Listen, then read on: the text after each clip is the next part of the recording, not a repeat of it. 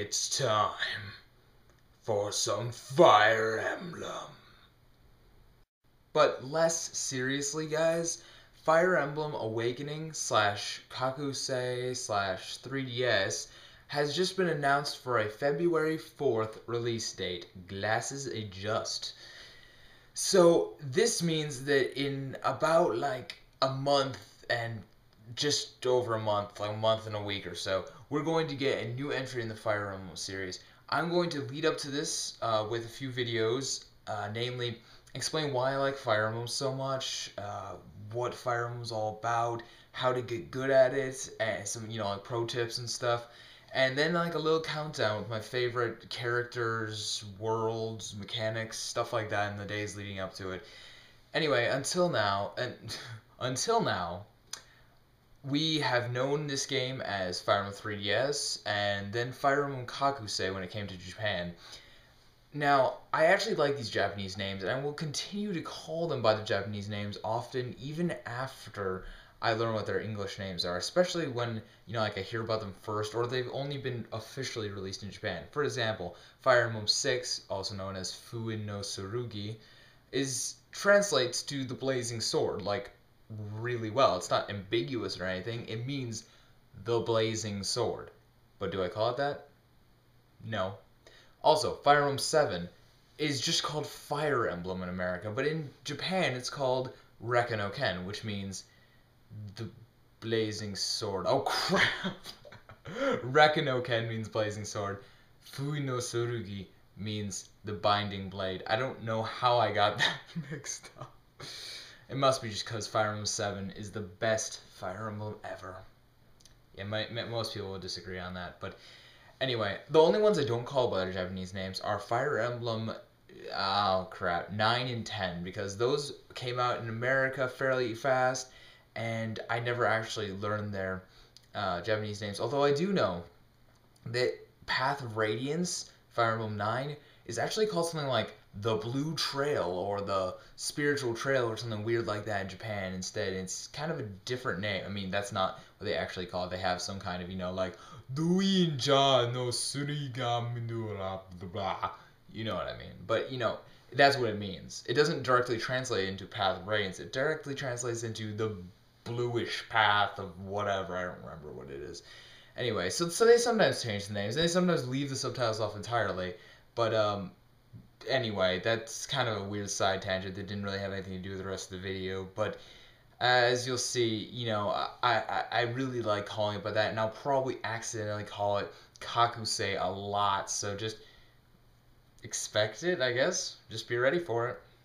Anyway, guys, for this week we're going to do a analysis of why I like Fire Emblem, what sets it apart from other strategy RPGs, and why you should really, really, really play some of them.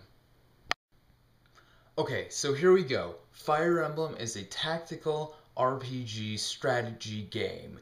Now, that's a lot of words that may or may not mean anything to you, but RPG stands for, of course, role-playing game, which means you take the role of someone and play as them. Although in video games, it really has come to mean more of any game where you level up and increase your abilities through some kind of progression system. It doesn't actually refer to playing a role as a character, because often, especially in many Fire Emblem games, you don't directly control one person. You're not playing as one person. You're playing as some tactical overlord that commands your troops, or sometimes as the main character, not you, but someone that you kind of act as. It's a little different in this game because you don't directly control the movements of any characters, but you indirectly tell them what to do by, moving the cursor around the board and whatnot. Much of this changes for Fire Emblem Kakusei. See? Just said it again.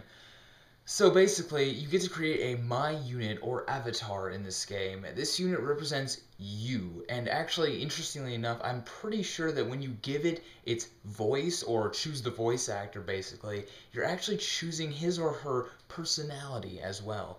Now, that could have a pretty big impact on the game, or it might have absolutely zero. I'm not really sure yet, but we'll find that out in the coming months when it releases, and I play through the whole thing 4 times, and then I can tell you. So yeah. Anyway, so This all changes drastically, letting you get much more immersed into the game, especially because of the support system. Now, that is like the #1 thing about this game that I love. Now, I'll get into that in a minute. Love. You see what I did there in a minute. But anyway, I want to also mention the tactical and strategic aspects of this game. Now, most people say this is purely tactical because you're moving units around on a board. And tactics and strategy are basically the same thing, except strategy is more long-term and tactics is very, like, in the heat of the moment battle, ordering your units to go over there rather than there and flank the enemy and charge and whatever, instead of, like, finding the ways around the war. Tactics wins battles. Tactics wins battles. That doesn't sound right. And strategy wins the war. And while Fire Emblem is predominantly a tactical game, as that's pretty much all you're doing, there is strategy involved in which units you use, because in most games, not this game so much, but in most Fire Emblem games, you have a limited amount of experience points that can be gained by doing things, and so any unit you give experience to is a strategic unit now. It's a strategic decision to give experience to any unit, because that unit, you will have invested some of your resources in it, and it is now, almost your obligation to use that unit properly since you invested experience in it. A good example of this is certain high-level units you get near the beginning of the game are absolute crap when you level them up higher, but they seem really good at the beginning because of their really, really powerful starting items and the fact that they start at a higher level. Now, you might be tempted to use these characters, but do not, ever. You can usually tell because they're almost always like a paladin or some kind of horse unit that just is either old or sickly or has some other weird thing. I don't know. It's hard to explain, but anyway, this unit is crap. And if you waste any experience on it, you will regret it, but you don't really have any choice because you've already invested the experience. You can't take that experience away, give it to someone else. It's in that unit. So it is strategic element. There are strategic elements in the Fire Emblem series, even if they're somewhat lesser in games like Kakusei, where you can train like your guys infinitely, as far as I know. It's kind of a new concept.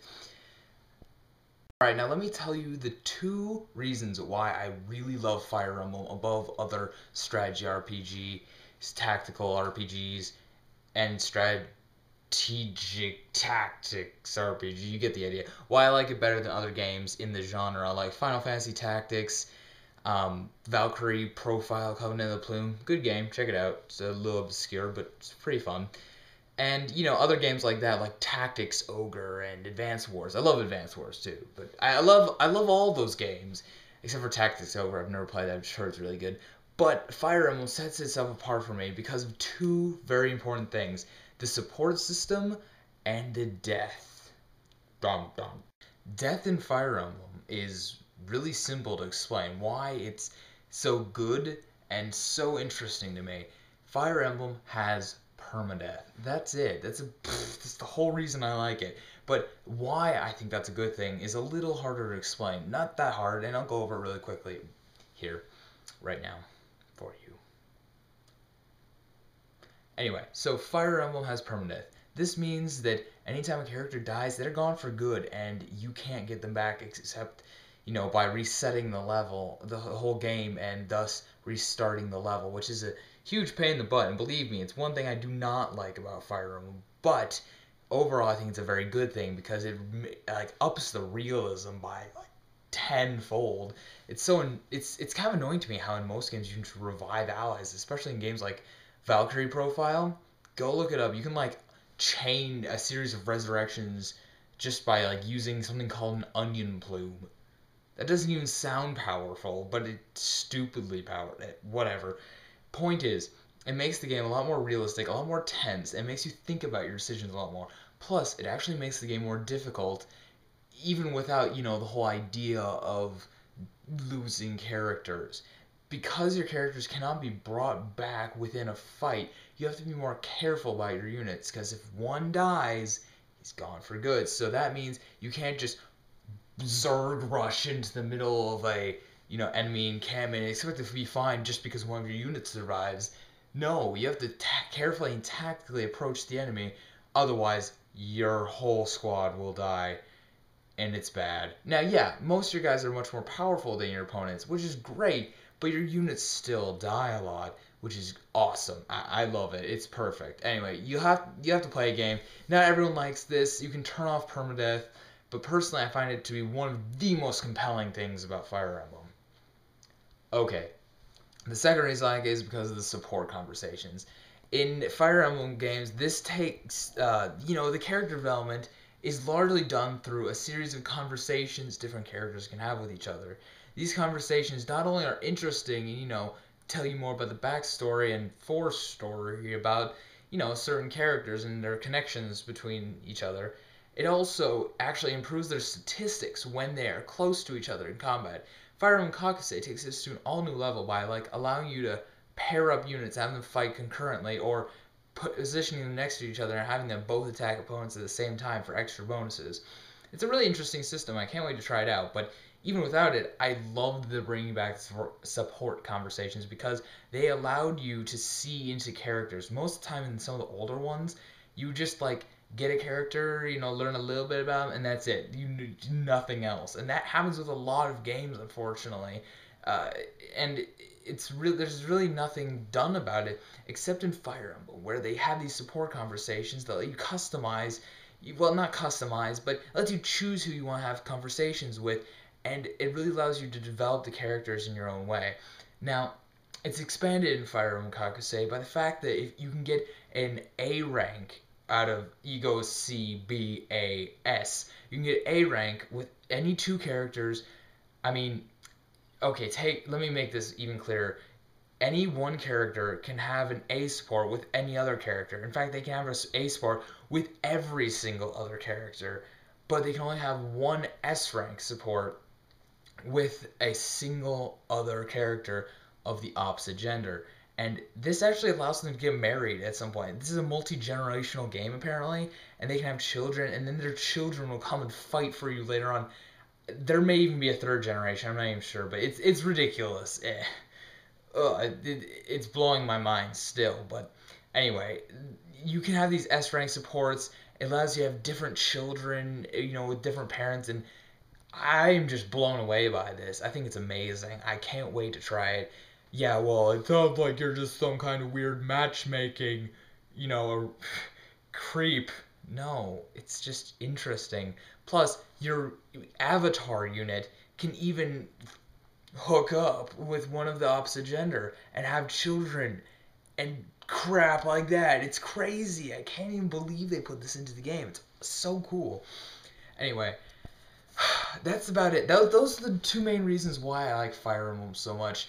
Post in the comments or leave me a message if you have any thoughts about Fire Emblem, the new game, what you might like to see in my further videos. I'm probably do stuff about strategy and other stuff. Don't worry, guys. Batten Kaitos, Metroid Mondays, and Smashing Sundays are all still coming. I'm just taking a little break over Christmas because it's Christmas, not holiday season, by the way. I mean, I respect the other holidays, but I celebrate Christmas, so I'm calling it that. Anyway, so thanks for watching, guys. Leave a thumbs up if you like this video, or if you plan to buy Fire Emblem Awakening /Kakusei for the 3DS on February 4th when it comes out. Alright, guys, I'll see you all next time.